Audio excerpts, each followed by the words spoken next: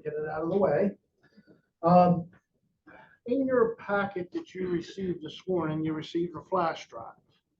On that flash drive is the Nutrient Management Reference Manual and also the Maryland Nutrient Management Manual. It's on your green flash drive that was in the bag and so forth. You should have copies of all the presentations and so forth on it in the folder and everything. And we did give you the one this morning. And so if you didn't get that copy, it's still some sitting out on the front table. So hopefully everybody got a chance to sign in and everything and go from there. So now we're going to get started here. Well, go a little faster here. All right. So we'll talk a little bit about the nutrient management timeline and when nutrient management kind of started in the state of Maryland, which was back in 1989, all the way back here in 1989, when we had the initiative of the program to initiate everything. In 1992, we kind of did the certification and licensing part, which is what you're all here today for, is to work through and get some of the basic training and so forth to get prepared for the nutrient management exam. Then in 1998, when we had the Water Quality Improvement Act, it passed, it made nutrient management mandatory in the state of Maryland. Okay, not sure what's causing that noise, but anyway, in 2000, there was regulations finalized for the nutrient management law. Then in 2003, we had the some other changes to the nutrient management program and so forth. In 2004, we had a nutrient management summit and laws and regulations from that. And on down through here, you can see a progression down through here. In December of 2009, the MDE general permit for the AFOs took effect and so forth. So you can see a timeline when the 2011 Fertilizer Use Act revised the Urban Nutrient Management Program.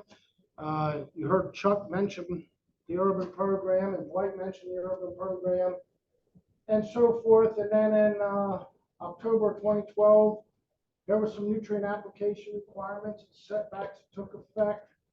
In 15 was the phosphorus management tool and so forth. There were some other adjustments in 17 to the nutrient application requirements. In 2019, there was adjustments to the law that we had to do with your annual implementation report and so forth. And 23 more nutrient management, nutrient application requirements. This is going to be in the nutrient management manual, the nutrient application requirements. And then April 24 was the food processing utilization permits law passage in the state legislature. I'm not covering any of that at this point. All right. That'll be covered later at a later date and a later training. All right. So what is the Water Quality Improvement Act? For those that maybe weren't around back then or whatever, it was the legislation that required all farm operators to meet certain criteria and have a nutrient management plan for their agricultural operation. It created the nutrient management law, which is Ag Article 8-801 through 8.807. All right.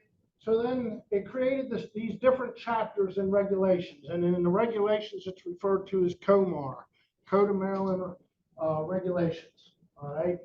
So we have our certification and licensing in 152004, the Manure Transportation Project, which is now Manure Transport.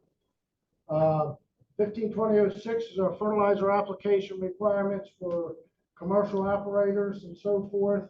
152007 is our ag operations and our nutrient management requirements and so forth. And then in 152008 is the nutrient management plan writing criteria. So that's where we're writing the what you have to write the nutrient management plans according to. And then 152010 is the turf grass regulations, the non-ag. So we're going to cover certification for the 06, 07, and 08 briefly as we go forward here. So when we talk about 152004 for certification and licensing, and this is what some of you are in here for, is to become certified and so forth, whether you're writing plans or not, or whether you need it as part of a job requirement, so forth. Again, it applies to individuals or businesses that prepare farm nutrient management plans. All right. Management of essential primary nutrients, which when we're talking primary nutrients, we're talking NPK, nitrogen, phosphorus, or potassium. Again, we want optimum crop production and still maintain the benefits of water quality protection as well. All right. So our plan has to contain nutrient recommendations. It's going to contain our expected crop yields. You heard a little bit about that earlier, about yields. Existing nutrient levels in the soil, we're going to get that from our soil tests and so forth. Our organic residuals, so if we put down manure or whatever types of organics that we use on the farm, there's probably going to be some residual nitrogen that needs to be accounted for. And then, of course, our optimum nutrient application timing and placement. Again, we want to put those nutrients out there when the plant can use them and so forth. All right. And then other BMPs or liming and tillage crop rotation that goes along with that. Just jump. All right. All right. So when we talk about 152004 as a certification licensing, you have to submit an application to the department 15 days ahead of time. So we'll put an application up online. It'll probably go up here very shortly after this training and so forth. You got to, have proof of education and experience, degree in agricultural related field, 1 year practical experience acceptable to MDA, or a combination of both. And we pretty much have never turned anybody away from taking a nutrient management exam. All right, so that's not an issue. All right, pay the appropriate fee of $50 except for the government agency. If you're working for a government agency and you produce the government tax ID or tax exempt number, the fee is $0 for government agency. If you are taking this as a farmer, it's a one-time fee for you as a farmer at that point in time. Timely application. Bryan, you have a slide in front of that one you didn't do. Okay. All right. They're correcting me here. All right. There's definitions in the regulations. They're not listed here, but 0.02 of the chapter is definitions. The one that I did put up here is crop nutrient needs, means the primary nutrient requirement of the crop determined as pounds of NPK. They're your primary nutrients. All right. 0.03 is individual may not act as a certified consultant unless certified by the department. And a person may not engage in the business of writing plans unless they're licensed by the department. Certified operators can write their own plan. So if you're a farmer taking this test and so forth, you can write your own plan. You don't need a business license to do that. But you may not write plans for other people unless you have a business license. All right? We covered this one. So then 05, once a year we announce the exam 30 days before, may provide required training and a list of study materials. We do allow retake. You just have to resubmit the application 15 days before the exam and pay the appropriate fees. We offer required training and certification for farm operators for specific types of operations at least once a year, typically in the fall or the early spring of the year, we do the farmer training and certification.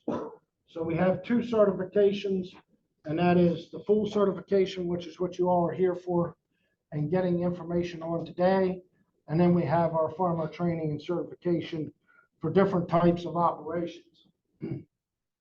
So you're going to certify as a nutrient management consultant or a certified farm operator. You're going to meet the chapter requirements, satisfy MBA's regulatory education and experience and training requirements, and then you're going to pass that exam. All right. There are some employment requirements if you're a consultant and you're working for somebody that's licensed, so you must be licensed or employed by another licensed company or person if you're going to engage in the business of writing plans. So if you're going to write plans for someone, then you have to be working under somebody's license or get your own license to go with that. All right.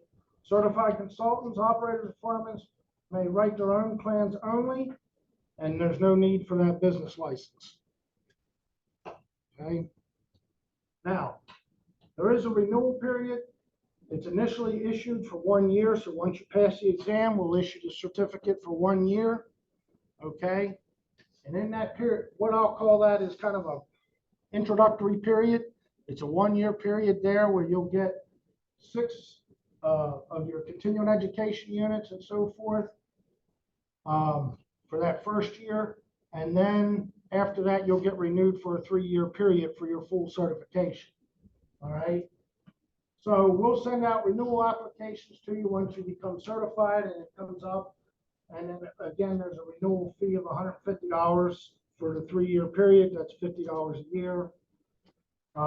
And so forth, except for the government agency consultants or farmers. Now, for the folks that are here getting fully certified, you need 12 hours every 3 years. All right. And then for certified farmers, it's 6 hours of continuing education every 3 years for your certified farmer. Now that's if you have an MCF in front of your number or a CF or NG or something like that. All right. Otherwise, you're fully certified and you fall under the 12. So again, if you meet those requirements and so forth, you can renew. And then there's always the caveat that if you fail to renew your certificate on time, you may have to retake the exam. Now, what I will tell you is, yes, you can pass the exam, but most people do not want to retake it. Okay? So, you're going to submit that for a business license. You'll submit an application form. You'll pay the appropriate fee. It's $100 for a corporation or a business company, $50 for somebody's sole proprietorship or individual. And you have to have at least one certified consultant on staff and agree with the chapter requirements. In other words, you agree to allow MDA to come in and inspect those plans written under your license and so forth. Again, it's the same thing. It's initially issued for 1 year, and then it renews after that for a 3-year period. And again, it's $150 for the 3-year period. On the individual, that is $50 a year. And again, you need to maintain your active consultant and so forth. All right.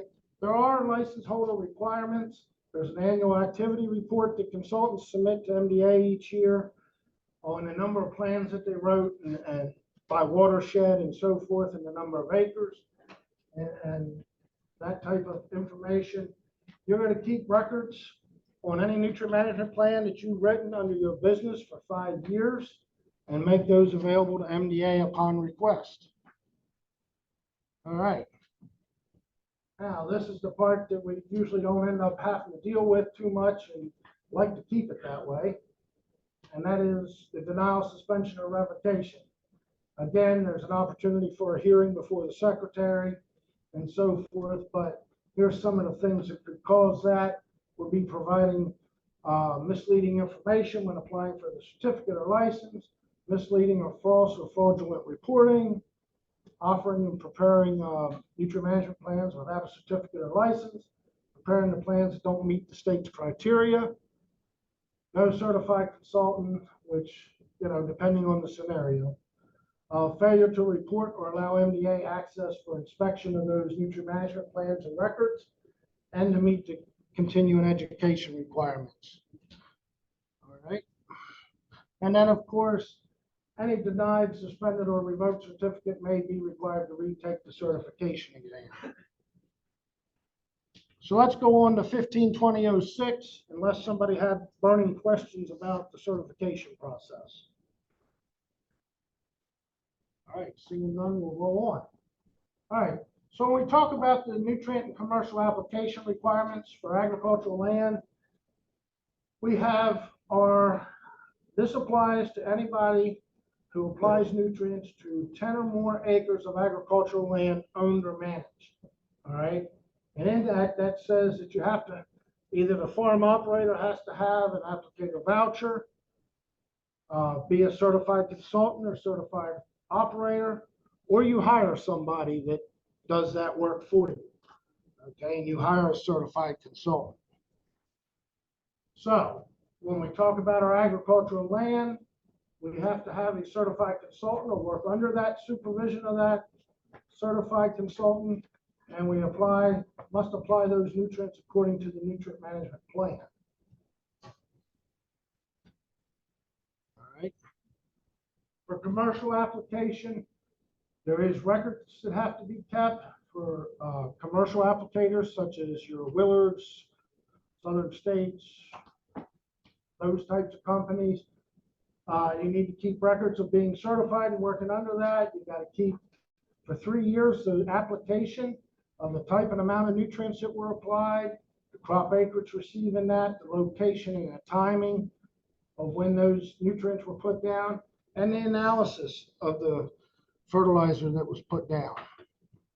And again, they're subject to denial, suspension, revocation, and you can appeal that process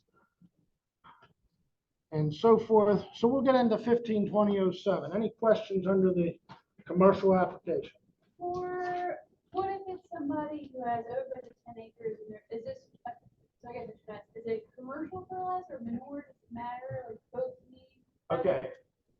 Commercial fertilizer has to have somebody on their staff. So like a Willards or Southern States has to have a certified consultant on their staff to apply those nutrients to ag land. Okay. If it's the farm operator doing it, then the farm operator only needs a nutrient management voucher to do it. No, the farm operator can apply as fertilizer, can apply manure, and all that. So if a farm operator applies manure, they need to have a nutrient management voucher if they're applying to more than 10 acres. Okay. So, Are there ever any audits? yes, there have been audits on commercial applicators, yes. Okay. So 152007, this gets into defining what applies to a farm agricultural operation and requires the operator to develop and implement a nitrogen and phosphorus-based plan for ag operations according to deadlines. Those deadlines have passed long ago. All right. Agricultural operation means any activity that tills, crops, keeps pastures, or produces an agricultural product, including livestock, poultry, plants, trees, sod, food, feed, or fiber by in or out of ground, container, or other culture. All right, that's a mouthful. And then has a gross annual income of $2,500 or more, or has the 8 animal units. Okay, so first, you're an ag operation if you meet the first part of that definition. All right. Second part is, do you make $2,500 gross income or have 8 animal units, which is equivalent to 8,000 pounds of livestock on the farm? Okay. Either or requires a nutrient management plan. All right. Now, this is the book I was referring to. Incorporation by reference is on that flash drive. This is the Maryland Nutrient Management Manual. It contains all the nutrient recommendations from the university and other folks, such as nursery, sod production, and different things are all contained within that nutrient management manual as the technical standards and criteria. All right, it's incorporated by reference here in .02 of the regulation, and 03 is the definitions. I didn't put all the definitions up there. I figure if anybody's having trouble sleeping at night, they can certainly read those and take care of that. All right. .04 is plan and implementation deadlines. These dates have long passed. This was back in the beginning of time when it first passed in 2000. People had to get lined up to do it. These were the transitions to phase people in. Bottom line is everybody needs a nutrient management plan now based on nitrogen and phosphorus criteria. All right. So we talked about that, our plan deadlines. Again, in the state of Maryland, your plan must be prepared by a certified nutrient management consultant to meet the implementation deadlines already mentioned, must address all aspects of that operation, must address and identify management and disposition of all primary nutrients produced, imported, or exported from the operation. And it must address the manure management for the entire operation. So what does that mean? That means if I have a crop operation, I meet the law because of the 2500, okay? I have 2 horses standing in the back fields just there. You have to include those 2 horses in your nutrient management plan, okay? That's what that means. You need to include all the information about your nutrient management when you develop the plan, okay? Plans shall be developed based on the criteria in COMAR 152008, which we'll talk about.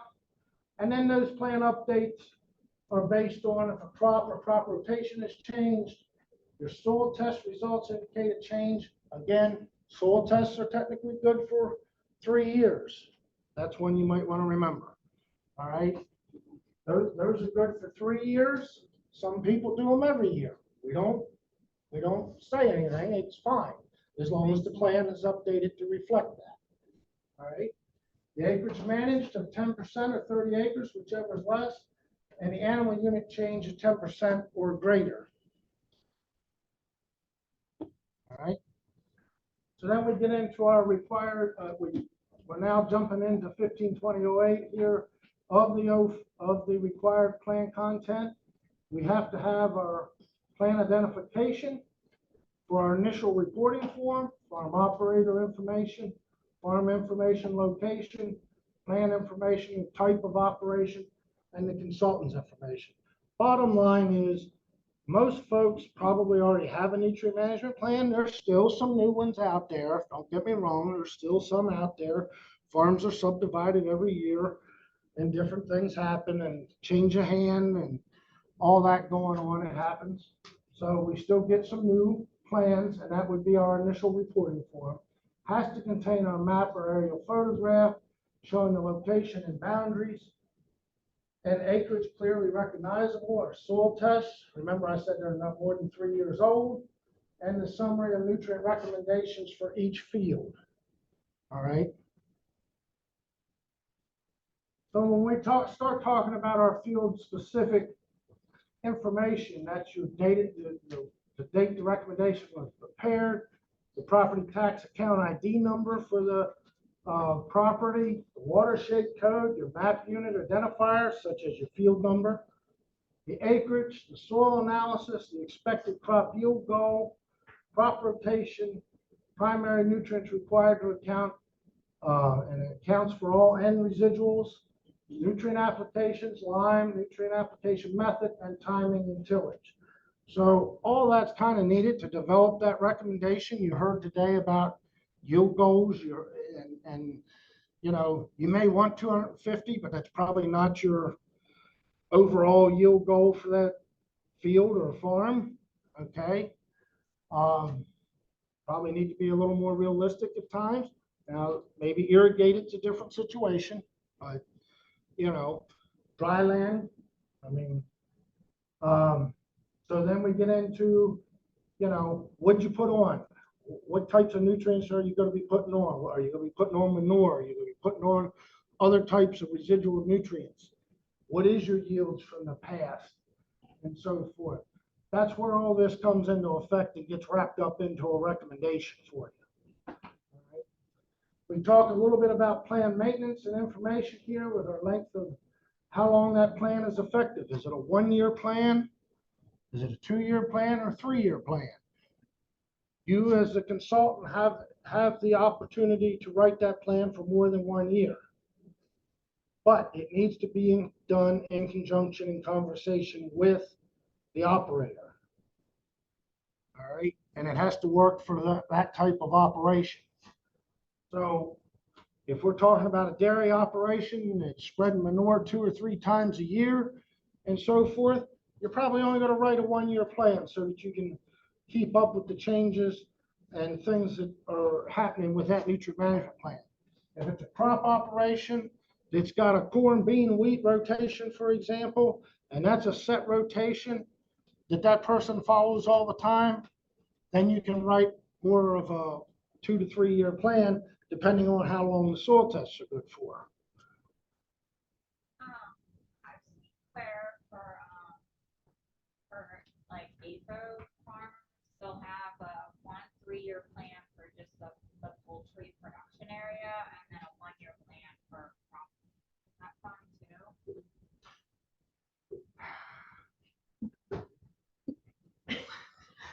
Yes, it can be done. Legally, it can be done because they've structured those AFO operations as separate operations from the other farm. I think there's now a push to push some of them back together on some of those farms. So I know that was done on previous advice and so forth. But yes, it can be done because they were separate operations and so forth. All right, we kind of talked a little bit about this plan maintenance, the length of time and the plan is effective, the circumstances. We talked about that a little bit. And then BMP recommendations for achieving optimal fertility ranges and so forth. All right. Nutrient rates, we want those to be consistent with the MDA technical standards and criteria, which is the nutrient management manual. And nutrient rates are based on crop nutrient recommendations or alternative standards acceptable to the department. And what that means is if the University of Maryland does not have a recommendation for that crop, then we can look outside the state for other universities that may have a recommendation for that crop. All right. We talk about our expected crop yield or production goal. We looked at the average 3 of the highest yielding years, the latest 5 consecutive years. If yield info is greater than 5 years, you can use the average of 60% of the highest yielding years. And then if you had yield records are not available, that's when you can use soil productivity and the web soil survey. Typically, you don't want to use the web soil survey. They're typically lower than what you're actually getting out in the field under a production situation. What I will say, by now, our operations that have been doing nutrient management should definitely have, at a minimum, this 3 out of the 5, but most of them should have the 60% of the highest yielding years. So there are ways to work the yield information a little bit and work with that. Again, the operators need to keep good records on this and so forth to work with writing the nutrient management plan. We talked about the soil analysis result. It's for each management unit, or as I would call it, each field or management unit that you've broken it up into.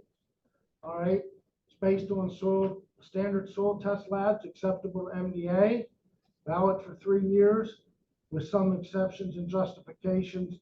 There's some situations where you're allowed to run on that soil test a little longer and so forth, but I don't want to confuse the waters for testing purposes. All right, determination of limiting nutrients. All right, if you have a soil fertility PFIV 150 FIV, remember we talked about that being fertility index value, you use the nitrogen-based planting method. If you have P that's greater than 150 FIV, you use the phosphorus management tool and follow the recommendations from the phosphorus management tool. All right. Natural organic fertilizers, again, must have a nutrient analysis at least once a year using acceptable sampling methods. Analysis need to be done as close to nutrient application as possible. Baseline or book value can be used under certain circumstances. All right. Method of nutrient applications, again, we're trying to minimize nitrogen and phosphorus losses. the techniques for accurate and uniform application. So some of these things are general BMPs and so forth that get added to nutrient management plans. We do talk about split application of nitrogens for soils with high leaching potential. All right. And then we talk about our nutrient application requirements. This is one of those documents you're going to want to get to become familiar with if you're going to be writing plans or working with farm operators.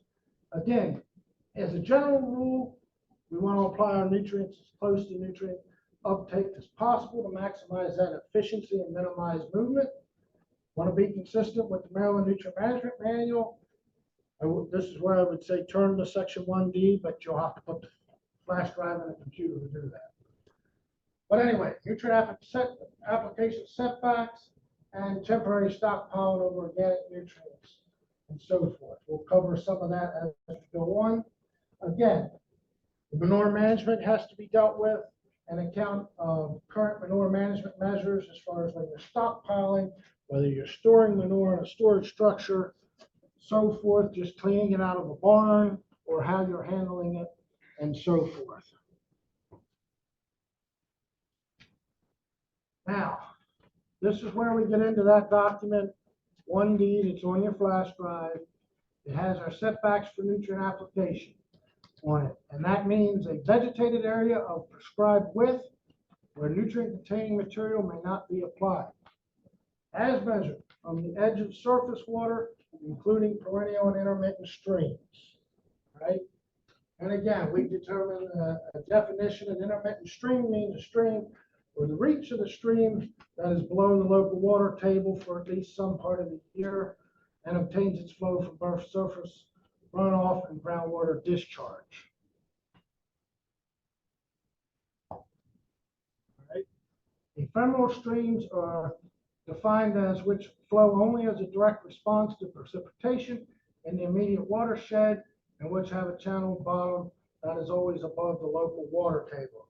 So when we talk about our ephemeral streams, if it rains tonight, you get flow, you have flow for a day or so, and then it's dried up. Okay, so we don't consider that surface water at that point in time, and we're not going to require a setback from that. We're not going to require a setback from irrigation and treatment ditches and field ditches and so forth on the eastern shore.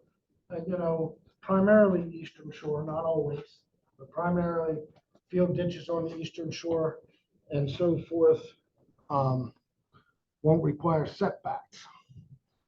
So then that went into effect in 2014, and basically an application using broadcast method.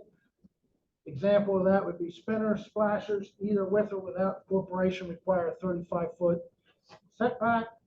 Directed spray application or injection of crop nutrients, you can make your setback smaller and it would only be 10 foot. Accepting perennial forage crops grown for hay or pasture, vegetation in that 10-foot setback area may not include the crop plants. So basically the 10-foot setback should be something, if it's next to a cornfield, you know, maybe it's a 10-foot grass strip along the stream or something like that. For example, pastures and hay fields are still subject to those 10-foot setbacks and so forth. And again, nutrients may not be applied mechanically within the setbacks except as provided in 2B of that manual. Livestock shall be excluded from the setback to prevent direct deposition of nutrients in the setback. So what does that mean? That's streams. Correct. Exactly. All right. As an alternative to fencing, which by the way, they haven't come up with that yet. As an alternative to fencing livestock from the setback area, a person shall work with the Soil Conservation District to develop and implement a soil conservation and water quality plan with BMPs such as stream crossing, alternative watering facilities, pasture management, or other MDA approved BMPs. Let me correct something. There is an occasion when you don't have to fence the stream. If you have, let's just say, 10 head of cattle standing on 60 acres of grassland and that alternative watering facility keeps them from going to the stream, you might be able to get away with not fencing. But what we say in nutrient management is it has to work. You know, if the animals still go to the stream, then you're going to have to put up some kind of fencing. And typically when it gets hot, they migrate there. All right. As an alternative to nutrient application setbacks, MDA may approve other BMPs that it finds equally protective of water quality and stream health. This is so we don't have to go back in and change the regs later. We can just adopt new things as time comes on. And sacrifice lots of less than 75% grass or grass lagoon mix shall maintain a 35-foot setback. And here's just a brief kind of chart showing that there. Natural, either perennial or intermittent stream setbacks apply. If it's channelized and perennial and lies within the floodplain soil map unit or lies in that hydric soil map unit narrow and so forth, or lies within that B slope and it's a stream, the setbacks would apply. If it's channelized, the intermittent ditch does not apply, and ephemeral, natural, or channelized ditch does not apply. So just real briefly showing the chart from the edge of the water course and so forth, we have our 10-foot setback here, and then our directed nutrient application. So within that 10-foot area, there's no nutrient application. But we can do directed application, which means our spray rigs, our planters, our injection rigs for manure, and so forth, airflow, all those are considered directed nutrient application. If you're going to be broadcasting, surface applying, animal manures and so forth, then you have to be on the 35-foot setback. There is a template, and this should be on our website. There is a template that kind of puts all this stuff in words. It gives you a chart that as you're writing a nutrient management plan, you can kind of develop that and determine, because as consultants, and if you're writing plans for folks, you would have to identify those areas that needed setbacks. Now we start getting into the fun stuff of the nutrient application timing and so forth. Again, we're still on that document, section 1V in the nutrient management manual. Chemical or organic fertilizer are allowed to be for an existing crop or a crop to be planted. The applications must be in accordance with the nutrient management manual. You're going to hear that term a lot. Organic fertilizers shall be injected or incorporated within 48 hours, except those directly deposited manure, if it's permanent hay field or pasture, if it's highly erodible land, USDA NSS, or if the operators choose to use no-till farming practices. Typically, these two are kind of combined together and so forth. But the bottom line is, if the operation is choosing to no-till their operation, then they would not have to incorporate. Now, there is a caveat to that, and that is MDA does have the right in terms of complaints and so forth, odors and things like that, that it could require incorporation of that manure on certain fields and so forth. We have not, at this point, we have not had to do that, except when we're dealing with food residuals. Okay? So, again, our organic fertilizers, which is September 10th to December 15th, we can are allowed for an existing crop or a crop to be planted. The application, again, must be according to the manual. Injected or manure must be injected or incorporated within 48 hours, except if they meet those criteria that we just talked about. Applications may be applied to fallow land. The cover crop shall be planted as soon as possible. Planting shall occur no later than April 15th, and applications must be in accordance with the nutrient management manual. This requirement is separate from the state cost share program. All right, state cost share program has other rules. Okay, Nutrient management says if you're using fallow land to apply manure, you have to plant a cover crop. All right? They're not the same timelines as what the state cover crop program is. So this is a requirement of the nutrient management law. All right? So as far as how the manure is handled and so forth with the state cover crop program, that is on their side of the fence and falls under the cost share side of things. All right? So I'm just letting you know there is a difference there. Again, our nutrient rates shall be determined based on the Maryland Nutrient Management Manual by either NNP-based criteria that we already talked about. For P-based, our fall crops shall be based on P recommendations. For spring crops that we're looking to plant for next June, for spring crops not to exceed the 1-year phosphorus removal rate, we have to follow our PMT provisions if necessary. And then we may not exceed the 50 pounds of plant available nitrogen at that point in time. All right. If it's N-based, again, you follow the nutrient management for your recommendations for fall crops. Again, for the spring crops, they may not exceed the 50 pounds of plant available N. Then if there's an emergency situation dealing with manure, they would need to contact our regional nutrient management office for guidance on that. Now, we talk about winter, which is December 16th to the last day of February. You've heard this referred to as blackout dates, so forth. Bottom line is, no manure may be applied during the winter between December 16th and the last day of February. We picked up leap year in there. All right. So the bottom line is no winter application of chemical fertilizer to cropland except N for green up when tillering begins for small grain and perennial forage crops as outlined in the manual, and certain nutrients for greenhouse production, vegetable, small fruit, which would be listed in the nutrient management manual. Potassium or liming materials, you can apply those in the winter, okay? You cannot put those down. Bottom line is we do have provisions that allow nutrients to go out before March 1, but MDA sends out a press release and lets everybody know, and it's based on growing degree days of those fall planted crops.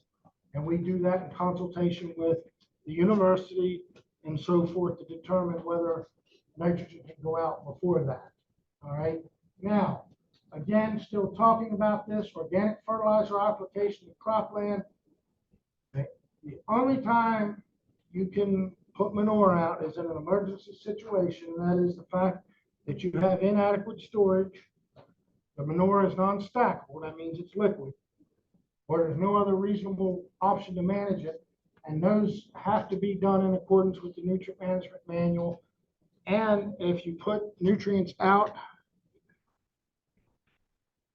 in the fall or in the winter, stackable means it's equal to or less than 75% moisture, says that you got to stack that manure. If you can't apply on saturated snow-covered ground that's greater than 1 inch or hard frozen ground greater than 2 inches. No applying on slopes greater than 7%. All right. Rates of application need to be minimized and the available acreage used to the greatest extent practical.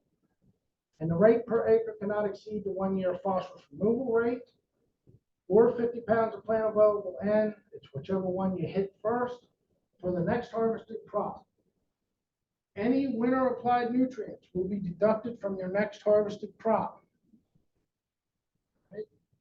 And your setback changes. You now have to keep a 100-foot setback from all surface water shall be maintained unless best management practices provided for water quality protection equivalent are in place. All right.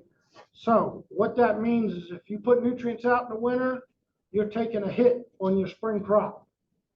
All right, because you're going to have to take those nutrients off of that spring crop. All right. This prohibition doesn't apply to, again, as I mentioned, potassium or liming materials or manure deposited directly by the livestock or pasture. Certain production, nutrients for greenhouse production, etc., as according to the manual. All right, so in there we also have temporary stockpiling guidelines, and it's abbreviated version. So when other immediate use options and alternatives are not available, temporary field stockpiling or staging of organic nutrients are allowed. So we can temporarily field stockpile or stage, providing this provides greater environmental protection than fall or winter application of nutrients and applying nutrients too far ahead of normal planting time and crop uptake. Existing storage shall be fully used before you can do stockpiling. Yes, we've had people stockpile manure outside the storage and park equipment inside the storage. That's a no-no. All right. Any material staged in the field stockpile shall be land applied in the first spring season following the placement of that stockpile. Yes, we've had people have stockpile manure, and then it turns into several years of stockpile manure. I don't want to pick on horse folks, but it has happened. Okay. It's not good for trails either, and it's not meant for filling in groundhog holes. Somebody actually wrote that in a nutrient management plan, by the way. All right. Material shall be field stockpiled, staged temporarily in a manner that prevents nutrient runoff. When you do this, you need to meet certain criteria that's spelled out in that document and place those piles accordingly. As operators, they're responsible for the runoff that comes off that stockpile and so forth. Okay, so we want to try to minimize that and keep that to a minimum. Right? We do talk a little bit here about the out-of-ground ag production. Again, we get into the summary of plant production, listing the number of plants to be grown by category and sizes. So we get into our nursery greenhouse operations. Again, they list a summary of nutrients, sources, quantities to be applied, and descriptions of the ag application methods. They have to do an environmental risk assessment of their operation and general management recommendations, equipment calibration, timing, other management to reduce nutrient losses. There are some other things specific that they do, grouping plants, they do monitoring of water and nutrient needs to reduce runoff or leaching and water containment. This all goes into that environmental risk assessment. They do typically, if they have a risk greater than 0, they have to come up with a monitoring program to monitor any of that situation. All right. And again, they have a little bit different plan maintenance information in terms of length of plan, change in area, 20% or 5 acres, and a substantial change in production method. All right. So for the out of ground, the basis of the nutrient management recommendations are label recommendations on the fertilizer use. It's UMD recommendations from other states. This is an area where we get into looking at other states because University of Maryland didn't have every crop for what's grown in a greenhouse and so forth. So there's some other production information from other states and other accredited universities that we adopt their information and so forth.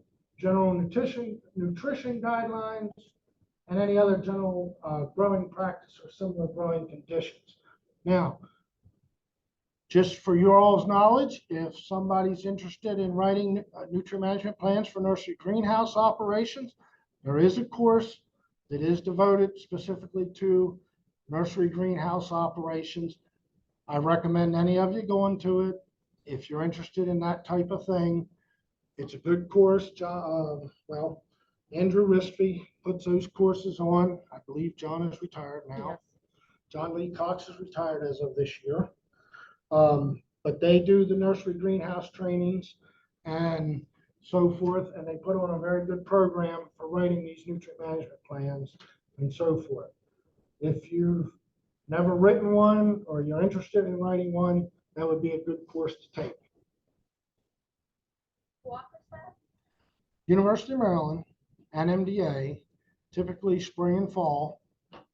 And it's offered by Andrew Risphy from the University of Maryland.